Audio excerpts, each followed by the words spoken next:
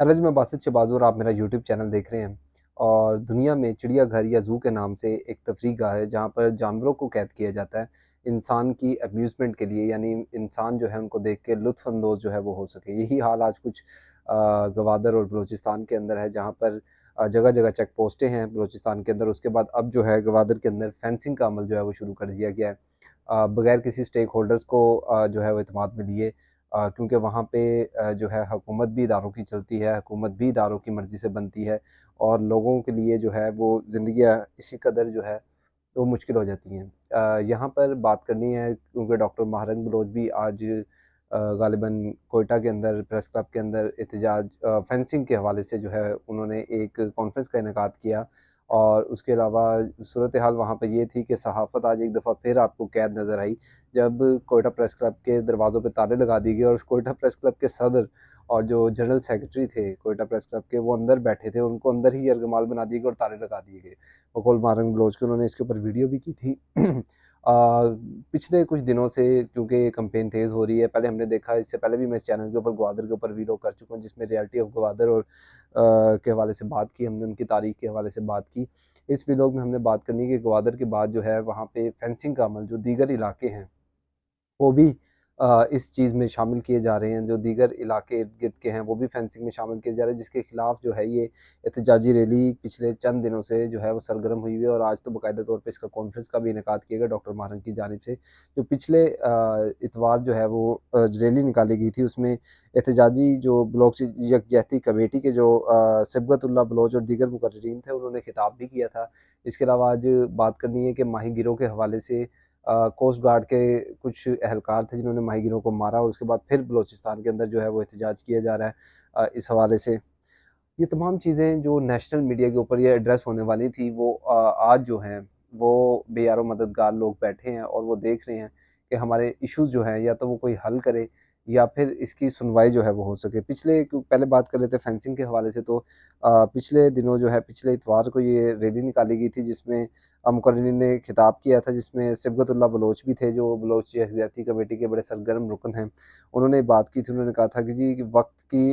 एक वक्त यहाँ आएगा कि लोग पंजाब से बोरियां पैसे भरकर यहाँ के मुकामी लोगों से ज़मीन खरीदने आए थे, एक वक्त आया था,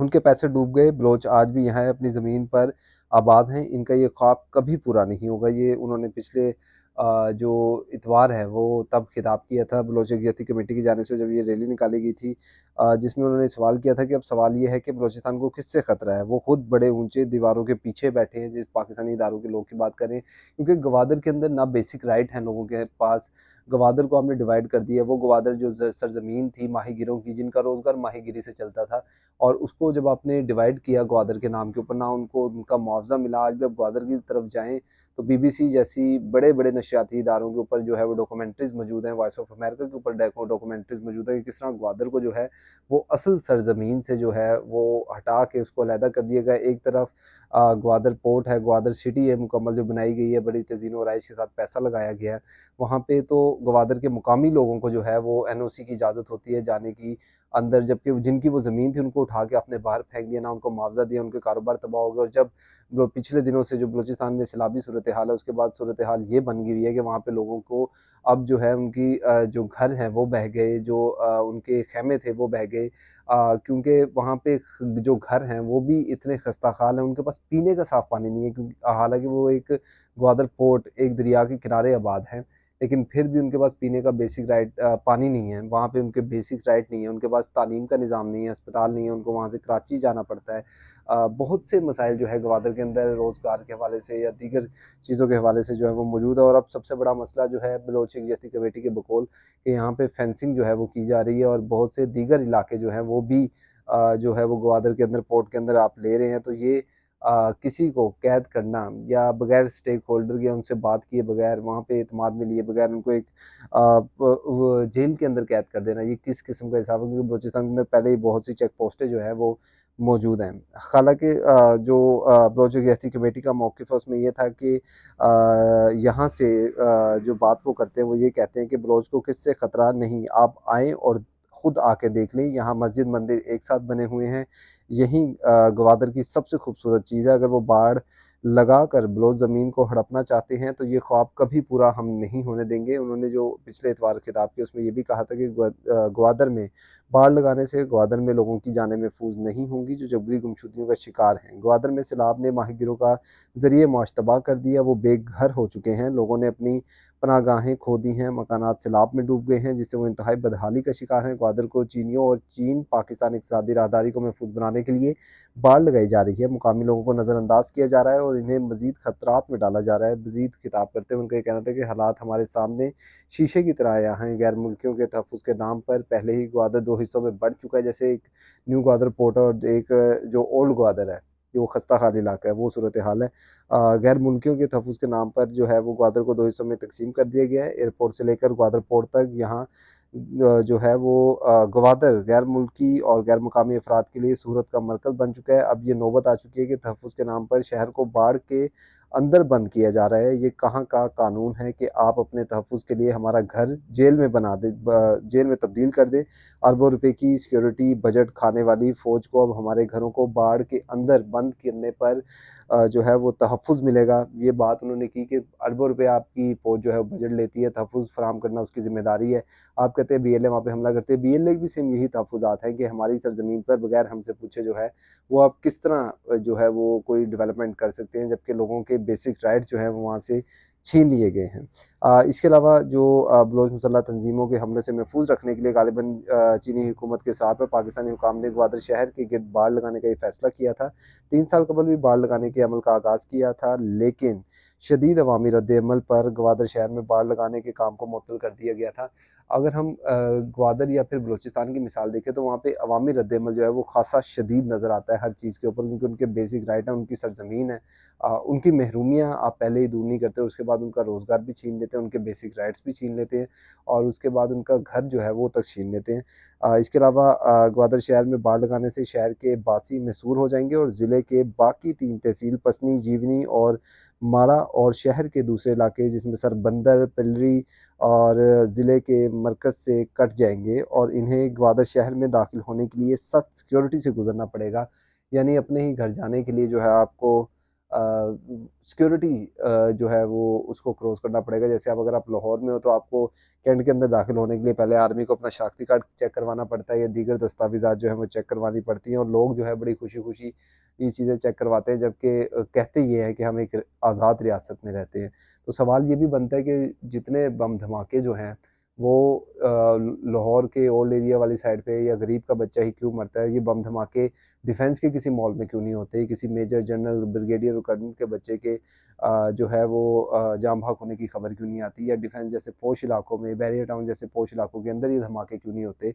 पाकिस्तान में ये सूरत हाल है कि गरीब पैसा भी देगा और फिर गरीब बम धमाकों में मरेगा भी, सिक्योरिटी के नाम पे पैसा भी देगा, तो वो पूछेगा जाके बीएलए से या फिर टीटीपी वालों से या अलकायदा से, या जिनको वो पैसे दे रहा है उस हुकूमत और उस हुकूमती इदारों से, कि हमने तो भाई आपको अपनी सेफ्टी के लिए पैसे दिए थे और आपने हमारे सेफ्टी फराहम क्यों नहीं की। तो प्रेस क्लब के अंदर जो है वो जो आज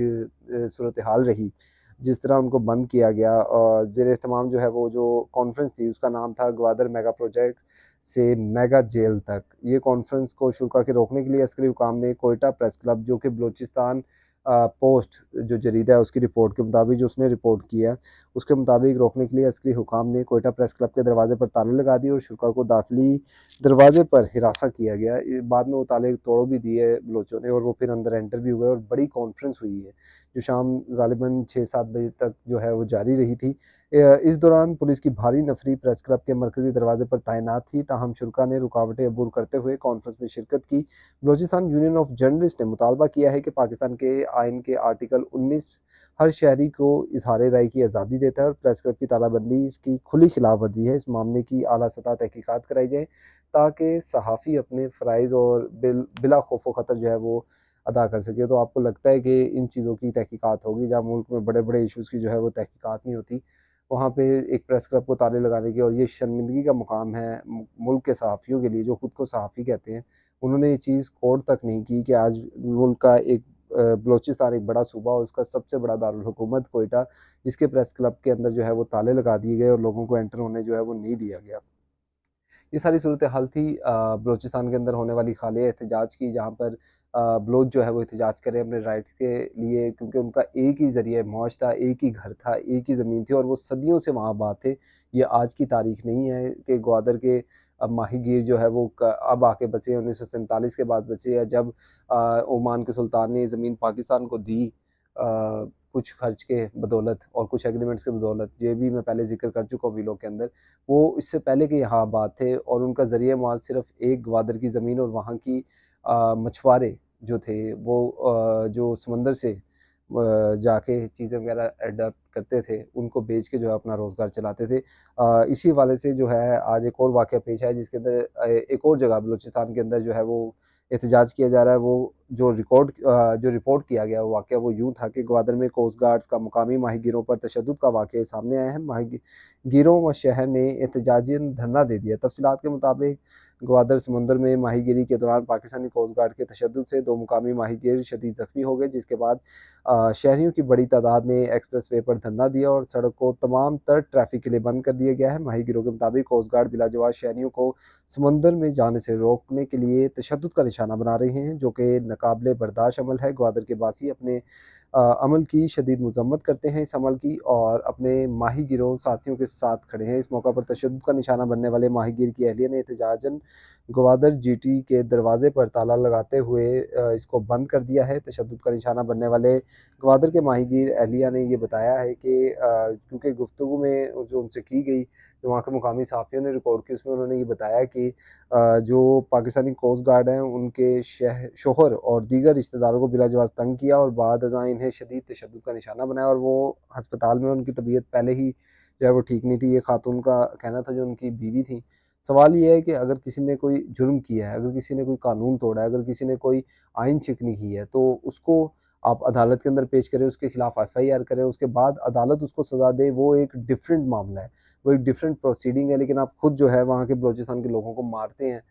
माहीगीरों को मारते हैं जिनका ज़रिए मुआश एक है। वो कोस्ट गार्ड के जो एहलकार हैं बड़ी-बड़ी खबरें शाया करते हैं कि हमने ये कार्रवाई करके इतनी मंशियात जो है वो पकड़ ली हैं। लेकिन सूरत हाल ये है कि पाकिस्तान के अंदर जब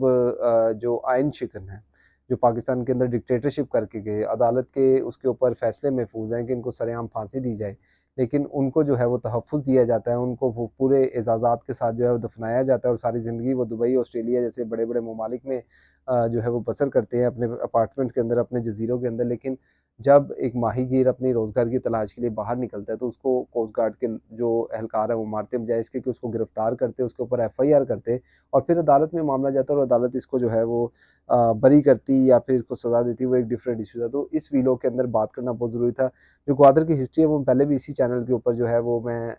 दे चुका हूँ, उसके ऊपर बात कर चुका हूँ। वो आप जाके देख सकते हैं ग्वादर की जो तारीखी बैकग्राउंड था वो क्या था। लेकिन उसके बाद अब जो है जो ग्वादर के अंदर फेंसिंग के अमल को मज़ीद फैलाव जिसके ऊपर दी जा रही है, उसके ऊपर मकामी लोगों को जो है वो शदीद तहफ़्फ़ुज़ात है। डॉक्टर मारंग बलोच भी आज